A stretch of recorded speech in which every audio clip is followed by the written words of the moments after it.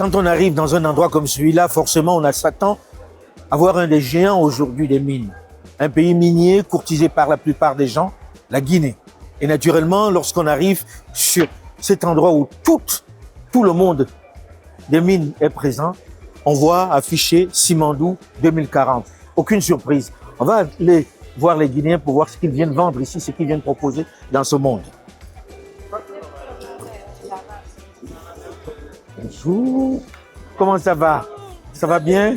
Impeccable. Rebonjour. Rebonjour. Alors on va monter. Dès que j'ai fini l'interview, je suis à vous. OK? Donc on va monter. Il faut dire qu'ici, chaque pays a un peu son espace. Chaque pays minier naturellement. Et la Guinée ne fait pas exception puisqu'ici, il y a 2 étages. On va monter voir ce qu'ils viennent faire ici, à Cape Town. Nous sommes donc dans l'espace Guinée, tout en haut. Et surprise, tu en vois. Comment vas-tu? Ça va, bro? Tu vas bien? Alhamdulillah. Tu vas bien? Bonjour, madame.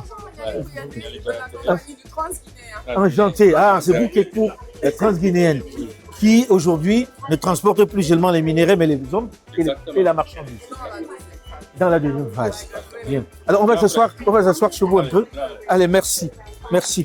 Alors, qu'est-ce que la Guinée vient proposer dans cet espace qui est celui de tous les grands miniers du monde?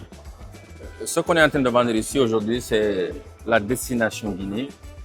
C'est une nouvelle Guinée, Guinée avec une vision très claire, avec Simandou 2040, qui montre clairement la vision du chef de l'État par rapport au développement du pays. Ce n'est plus juste un projet minier, c'est au-delà de ça. C'est au-delà de la société aujourd'hui. C'est un programme. C'est un programme. Et ce qui est en train de se voir partout dans le monde entier aujourd'hui, la Guinée devient attractive. Au-delà des mines, il y a l'éducation avec le Simandou Academy. Il y a l'agriculture. Tout le monde connaît aujourd'hui le potentiel de la Guinée par rapport à l'agriculture. Il y a les infrastructures, il y a l'immobilier. Tout ce que vous voulez comme investissement, la Guinée aujourd'hui est prête et ouverte pour le. Alors la Guinée vient souvent ici. Est-ce que vous sentez un changement dans la manière d'aborder la Guinée pendant que vous êtes ici? D'abord l'image.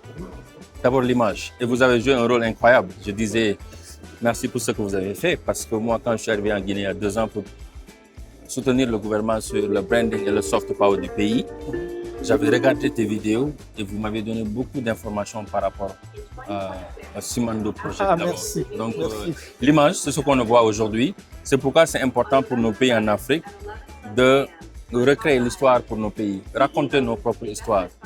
Et parce que sur ça, perception is reality. Et cette perception que les gens ont de vous, c'est comme ça qu'ils vont traiter. Absolument. Aujourd'hui, la on a besoin d'un autre narratif. Ça a changé carrément la narrative. Aujourd'hui, tout le monde veut voir qu'est-ce qui se passe en Guinée, parce qu'il y a une histoire qui a été racontée, qui est très positive. Alors, on a vu le showcase, il y avait beaucoup de monde. Beaucoup de monde. Beaucoup de monde. Ouais. Ils viennent de partout du monde entier. Donc, la Guinée devient une destination intéressante. Exactement. Pas seulement pour les mines. On pense à l'après-mine à travers ce programme Simandou. Exactement. Alors, aujourd'hui, est-ce que la Guinée, dans sa formulation actuelle, a pensé à ceux qui vont travailler sur les mines? Parce que jusqu'à maintenant, les mines, c'était l'affaire des autres qui arrivaient. Est-ce qu'il y a une démarche telle que il va y avoir des spécialistes des mines, pas seulement dans le domaine de l'extraction, mais aussi dans le domaine du juridique? Mais ça, on le voit déjà.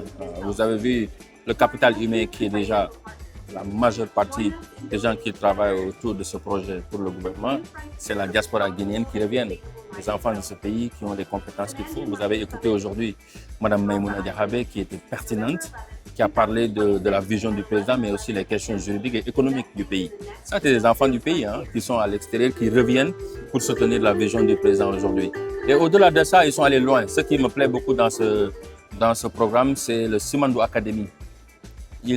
Ils font maintenant tout pour que les revenus de ces projets-là puissent former les enfants demain, les futurs Guinéens qui vont tenir le pays et qui vont diriger le pays. Et qui vont comprendre qu'il y a un travail qui a été fait pour leur léguer cette legacy. Justement, on en a rencontré ici sur le site de Cape Town, ici à Indaba Mining. des jeunes Guinéens, un jeune Guinéen qui lui a pris sur lui de retourner au pays, de travailler sur place au pays, de créer des entreprises. Il compte aujourd'hui plusieurs centaines d'employés. On va aller à sa rencontre juste après ceci, puisqu'il est intéressant de voir qu'il y en a qui viennent de plus en plus au pays pour se mettre dans ce secteur qui était jusque-là réservé aux étrangers. Merci à toi de nous avoir reçus. Mais merci. Et puis merci pour le travail que tu fais pour C'est normal, on est africain. N'est-ce pas? Là où on voit les choses qui marchent, on doit soutenir. Absolument. Merci, bro. Merci à toi. Good job. Bye bye. Bonsoir Diaby. Bonsoir. Salut Mohamed. Bonjour Alain. Alors, deux jeunes qui se retrouvent dans la grande messe mondiale des mines à Indaba, ici à Cape Town. Qu'est-ce que vous venez chercher ici en fait? Vous êtes dans la mine? Indaba, j'ai envie de dire, c'est un peu la concrétisation de 5 ans de GT West Africa. C'est une place où on retrouve un peu tous les acteurs du monde minier. On a un modèle qui, j'ai envie de dire, qui est entre les mines, mais aussi qui fédère, qui catalyse la diaspora. Et on s'est toujours défini GT West Africa comme un acteur qui fait cette jonction entre la diaspora et l'Afrique. Mais c'est vrai que notre cœur de métier, ça reste les mines. Et aujourd'hui, on est assez fiers avec Karamba quand on rencontre des acteurs qui reconnaissent tout ce travail qui a été fait côté GT West Africa. On y reviendra. Et c'est une fierté d'être là. C'est la première année qu'on vient à Indaba, en Afrique du Sud, à Cape Town, et de rencontrer ces acteurs de différents pays également, au-delà de la Guinée. Ça nous permet de voir beaucoup plus loin qu'est-ce qu'on peut faire dans la sous-région et impacter davantage. Mais c'est quoi votre rôle dans les mines? Qu'est-ce que vous faites concrètement? C'est quoi votre corps de métier? Alors nous, GT West Africa, on est une société de transport et de logistique. Tout ce qu'il y a de plus classique, d'accord? On a des contrats avec les sociétés minières, autant dans le transport de bauxite ou le transport de minerais aurifères. Et nous, ce qui est innovant, c'est qu'on a créé une plateforme sur laquelle toute personne justement peut investir et prendre part au financement des engins. Donc nous, GT West Africa... Explique-moi ça bien, expliquez-moi bien. Ça veut dire... Alors, pour faire la genèse, on crée GT West Africa il y a 5 ans. L'idée, elle est très simple. En Guinée, on parle beaucoup de bauxite. Bon, aujourd'hui, beaucoup plus de ciment doux. On parle souvent de scandale géologique. On a vu le reportage. Ouais, ça nous a beaucoup éveillé aussi. Oui. On a beaucoup vu et on s'est dit, bon, nous, on est issus de la France, moi, de région, lui, de Limoges. Donc vous êtes deux enfants de la diaspora. On est deux enfants de la diaspora. Absolument. France. Nés dans la diaspora, nés à l'extérieur. Nés en France. À Limoges, dans la campagne française. Mon Dieu. Clermont-Ferrand. Clermont-Ferrand, Auxerre. Clermont-Ferrand, Limoges. Et un jour, vous décidez que vous allez rentrer au pays. Un jour, alors, je pense que l'idée, c'est pas un jour on se dit on va rentrer au pays. On s'est dit, mais attends, il y a un problème. On voit que le monde, il tourne bien en Occident. Et nous, on a des compétences. Moi, je fais une école de commerce, Karamba aussi, il a un background. On se dit, mais où est-ce qu'on a le plus d'impact? Est-ce que c'est ici en Europe ou est-ce que c'est en Afrique, entre guillemets, chez la terre de nos parents? On y va très souvent en vacances, en été, bon c'est bien, on y va un mois. Mais concrètement, qu'est-ce qu'on peut apporter de plus? Donc l'idée, on va dire, elle est née un peu de ça et de se dire, attends, il y a la diaspora, il y a 95 à 100 milliards de transferts de fonds. Il y a quelque chose à faire. Comment on arrive à catalyser ça? On parle du FMI qui envoie des fonds, on ne sait pas où ça part. On comprend pas. On sait jamais. Les banques en Afrique, on sait que les taux d'intérêt sont très élevés. Et nous, on a une certaine sensibilité, une certaine éthique avec l'argent. C'est comment on arrive à fédérer tous ces gens de la diaspora qui disent tout le temps on veut aller investir en Afrique, mais comment on le fait, où, dans quel secteur?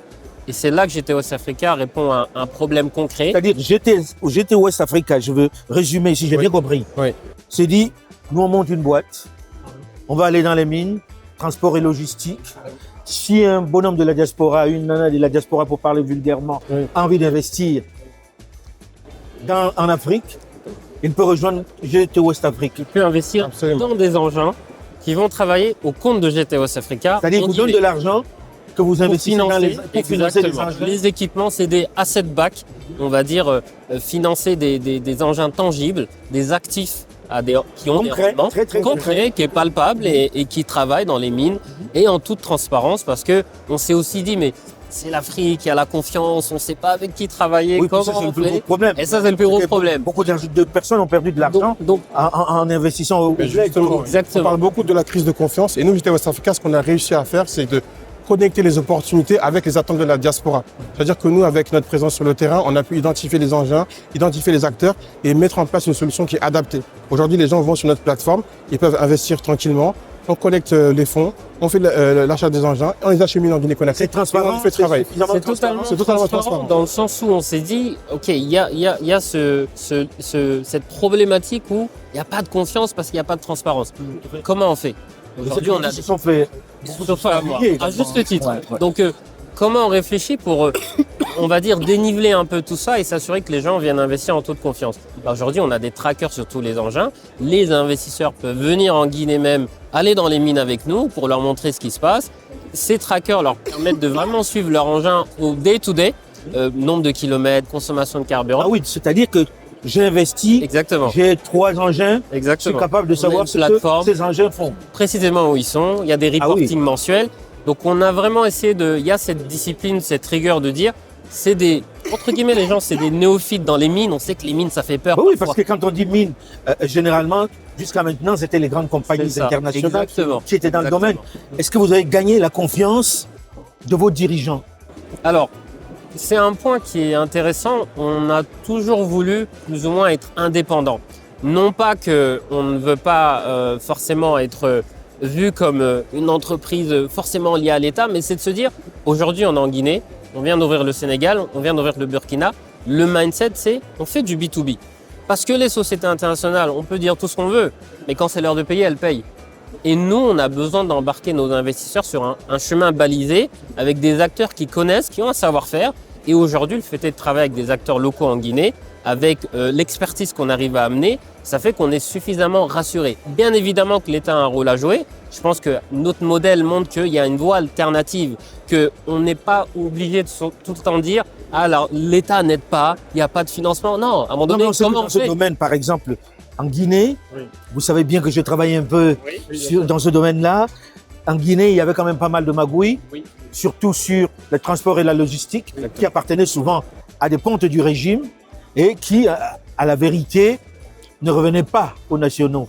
Est-ce qu'aujourd'hui, vous nous garantissez que quelqu'un qui vient chez G-West Africa, investit, ne va pas voir son argent s'en aller et ne va pas perdre le marché parce qu'un ponte du régime a décidé que non, c'est sa chasse gardée? C'est une très bonne question. Aujourd'hui, on a plus de 500 investisseurs partout dans le monde qui nous font confiance.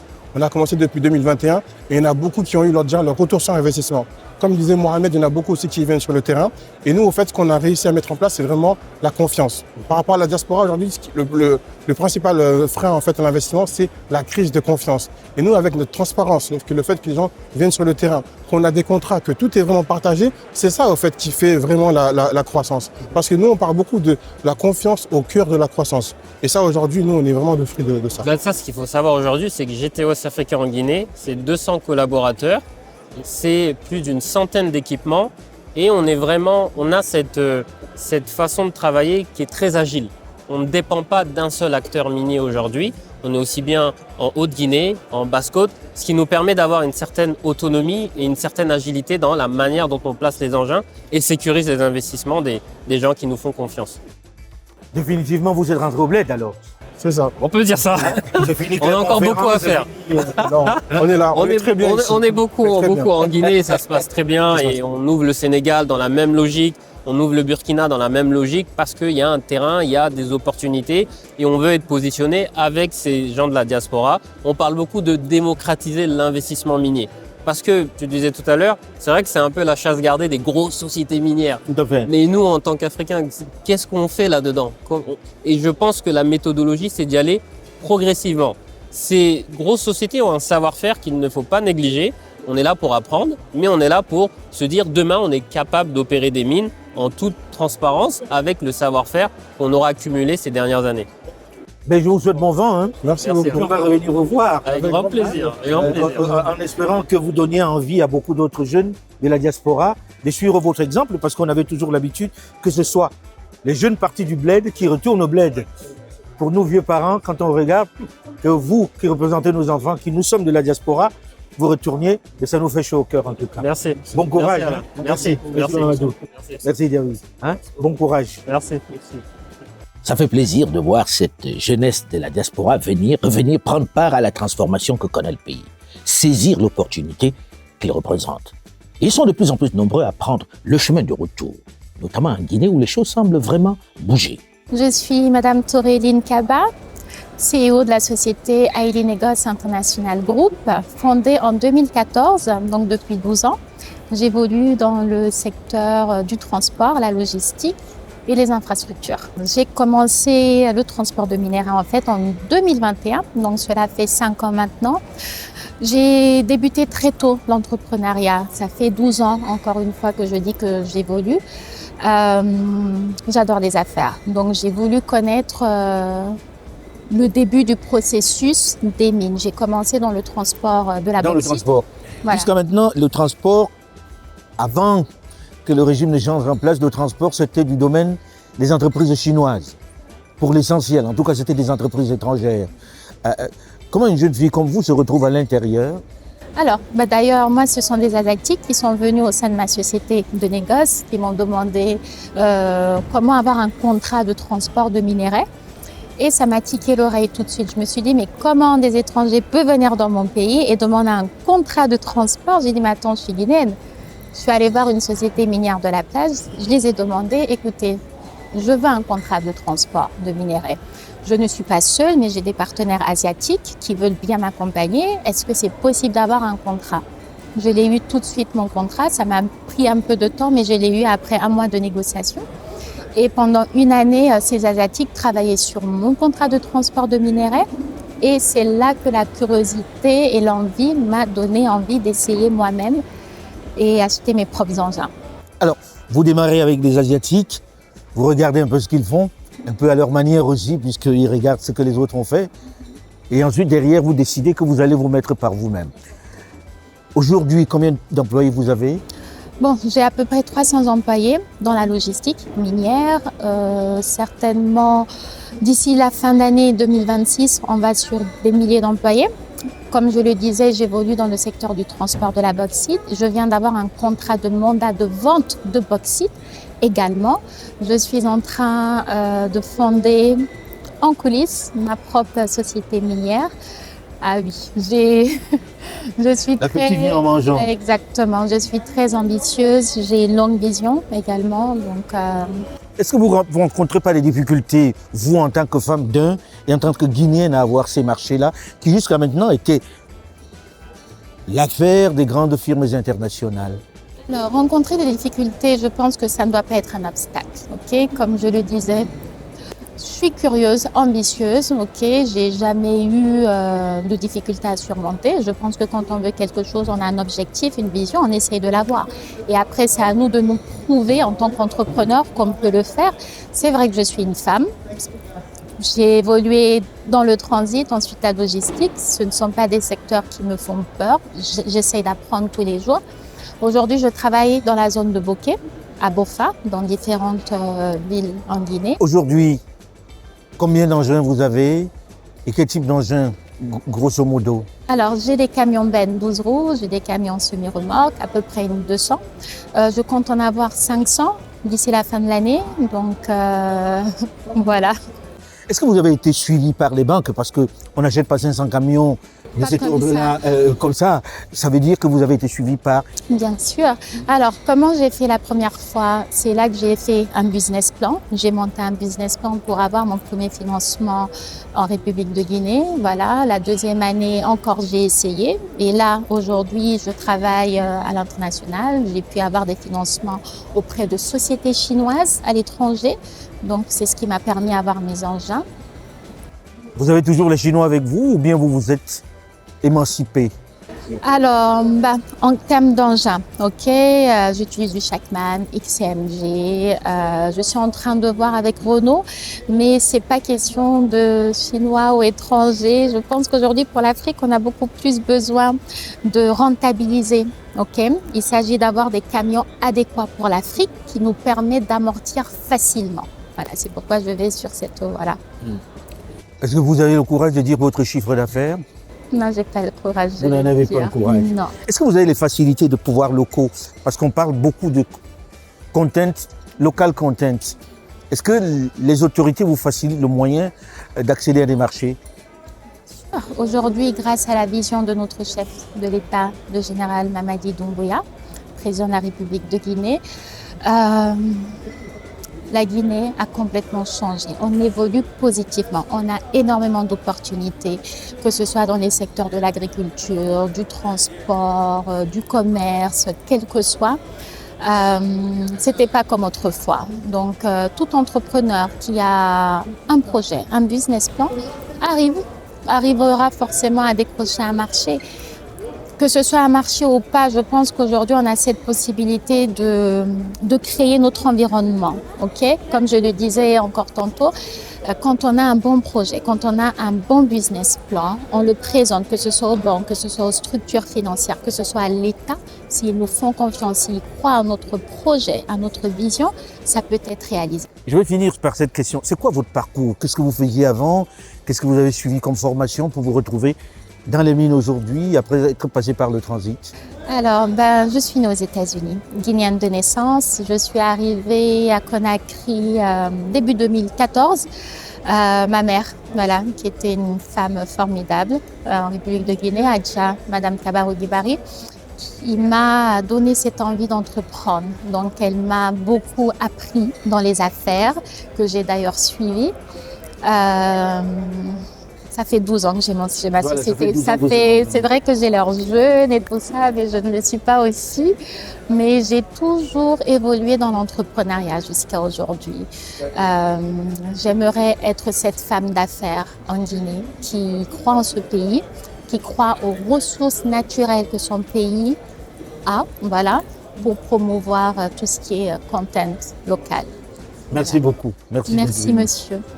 Bonjour, je m'appelle Agibou Sadali, je suis entrepreneur dans le secteur des mines et de l'énergie depuis une quinzaine d'années en Guinée.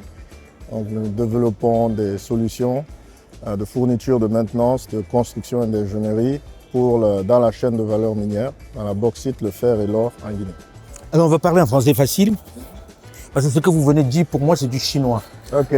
Donc très concrètement, en quoi consiste votre travail au quotidien? Qu'est-ce que vous fournissez à qui pour faire quoi? Alors, ce qu'on fait, c'est très simple. Une mine, souvent, quand les gens imaginent la mine, ils voient plutôt l'activité minière en tant que telle. Et nous avons des missions assez spécifiques. Par exemple, nous construisons des petites villes pour s'assurer, par exemple, que toutes les personnes qui vont travailler dans ces zones reculées soient logées, nourries et maintenues correctement. Donc, c'est du life support. Ça, c'est une activité assez principale où nous faisons et de la construction et de l'opération de base vie minière. C'est de l'hôtellerie de brousse, comme j'aime le dire. Et pour parler en français facile. Et de l'autre côté, nous faisons aussi pour la phase d'opération, nous faisons beaucoup de maintenance d'équipement. Donc nous avons ce qu'on appelle le fixed plant et le mobile plant. Le fixed plant, c'est tous les systèmes de concasseurs, tous les systèmes de tapis, de convoyeurs, etc. Nous avons développé une expertise pour pouvoir fournir et maintenir ces solutions-là. Et de l'autre côté, ces équipements mobiles, donc c'est les gros camions, les grosses excavatrices, etc. Là aussi, nous fournissons et nous maintenons ces équipements-là. Donc nous pouvons faire et de la fourniture, et de la maintenance, et du service clé en main où nous opérons pour le client. Donc nous avons vraiment une solution clé en main pour le secteur minier et nous faisons cela depuis une quinzaine d'années en Guinée. Alors quand on écoute ça, on se dit mais ça c'était l'affaire des grosses firmes internationales. Comment vous vous retrouvez dedans? Et quelle expertise vous aviez au départ? Écoutez, ça reste encore très international. La plupart de nos concurrents sont effectivement des multinationales. Mais c'est justement l'opportunité que nous avons vue il y a une quinzaine d'années. Moi, je suis né dans les mines. Mes parents travaillent tous pour la CBG. Donc, je suis né dans une opération minière. Donc une chose qu'on a toujours voulu changer en utilisant comme outil notre entreprise, c'est de changer ce narratif, c'est d'emmagasiner des capacités. Donc les 15 dernières années, nous avons pris de challenge en challenge des activités qui étaient historiquement réservées aux multinationales et nous avons réussi à pouvoir avoir des références, délivrer des projets aux standards internationaux.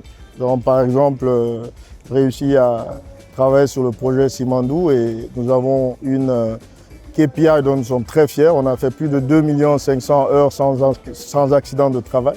Donc ça, ce sont les genres de références qui d'habitude sont fournis par des multinationales sur des gros projets. Aujourd'hui, on peut dire qu'il y a des entités guinéennes qui arrivent à le faire et ça nous permet d'ouvrir encore d'autres opportunités dans le même sens.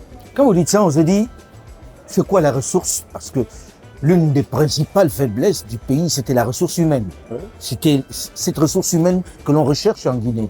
Où est-ce que vous avez trouvé de la ressource? Est-ce que c'est des Guinéens, c'est des Africains?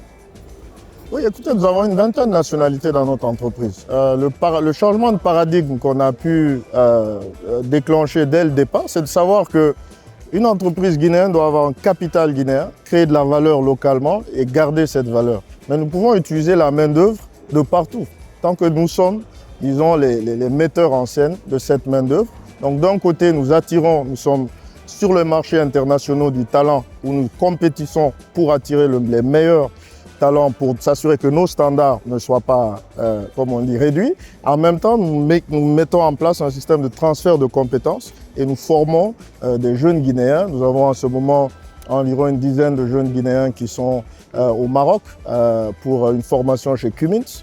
Voilà, pour s'assurer qu'ils reviennent certifiés sur certains types de métiers qui historiquement devaient être importés. Donc on fait les deux en même temps. D'un côté, nous pouvons aller sur l'international et compétir pour le talent.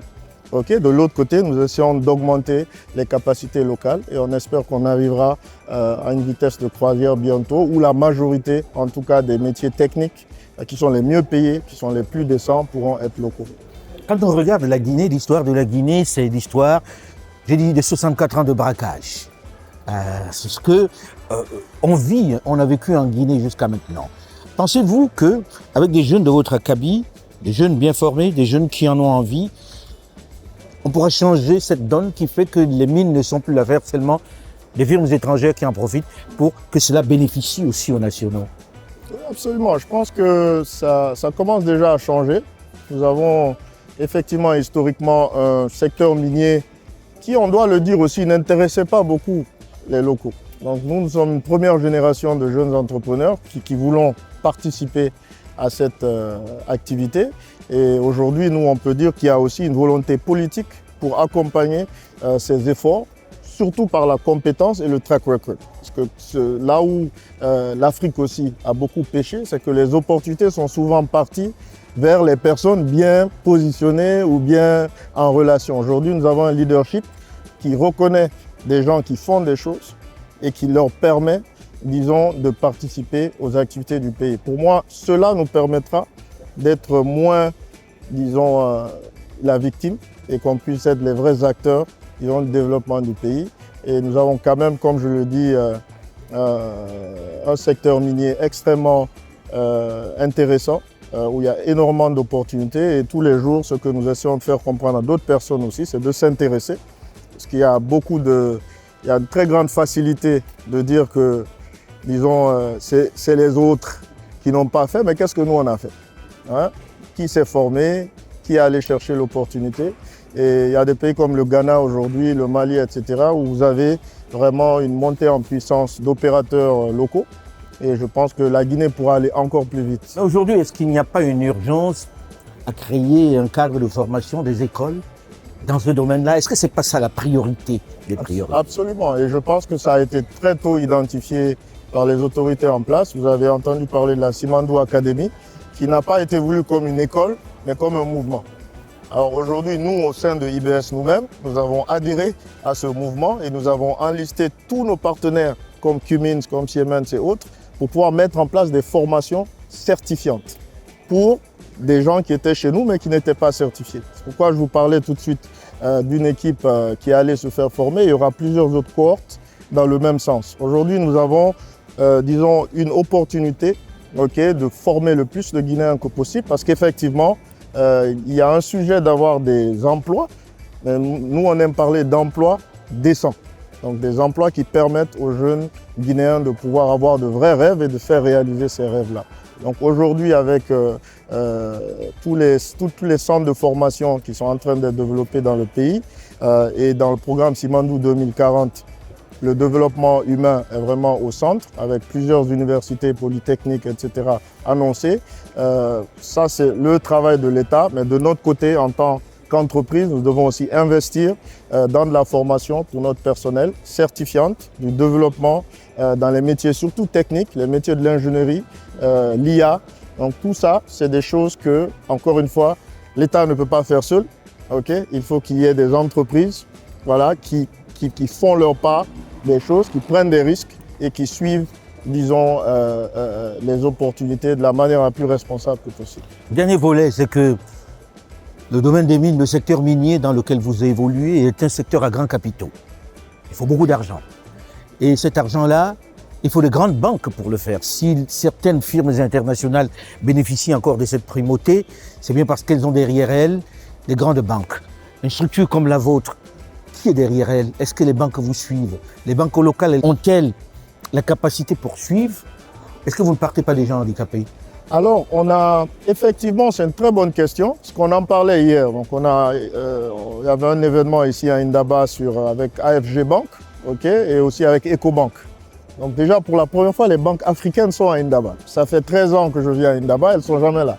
Donc déjà, je pense qu'il y a une prise de conscience du secteur bancaire pour savoir, ça, ce sont les futures sociétés qu'il faut accompagner et qui sont, elles aussi, les premières options du contenu local. Quand on parle d'EcoBank, de AFG, de BGFI, ce sont, disons, des entrepreneurs qui ont aussi décidé d'entrer dans un domaine qui était historiquement... On a vu aussi Equity. Voilà, qui était réservé aux banques multinationales, qui aujourd'hui, on voit, se retirent pendant qu'elles prennent de plus en plus de place. Ça permet, disons, une interaction plus facile entre Africains, un accompagnement un peu plus, disons, ils osent un peu plus prendre du risque sur leurs frais. Plus adapté, etc. Et ce sont souvent des entrepreneurs qui sont derrière ces banques-là. Donc ce qui aujourd'hui me rend très optimiste de ce sens-là, nous avons été accompagnés sur le projet, dans la phase construction du projet Simandou par des banques locales, qui n'ont pas forcément regardé l'historique, mais le futur pour nous accompagner. Donc ça déjà c'est un changement. Et tout ça, je pense, va dans le même sens que quand l'État, comme on dit, fixe un cap et que les acteurs derrière jouent chacun leur partition, les choses peuvent se faire. Ça ne sera pas facile, mais ensemble, on peut y arriver. Merci infiniment et bon courage. Bon vent. Merci beaucoup. Merci. C'est vrai que ce qu'il y a de remarquable sur ce marché, dans cette rencontre d'Indaba, c'est l'arrivée de jeunes acteurs sans complexe qui viennent prendre leur place.